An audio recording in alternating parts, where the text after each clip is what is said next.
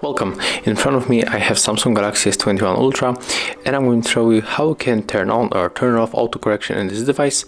So at the first we have to go for the settings. Next we have to scroll down until we find general management. Right now we have to move for the Samsung keyboard settings, and right now all we have to do is just to simply tap right here on the predictive text. We can easily turn it off. And when we scroll down, we can also go for the more typing options. We can also multi-language text prediction. We can also turn it off and turn it on by tapping on the switcher. Thank you guys for watching. Leave thumbs ups, comments and subscribe to our channel.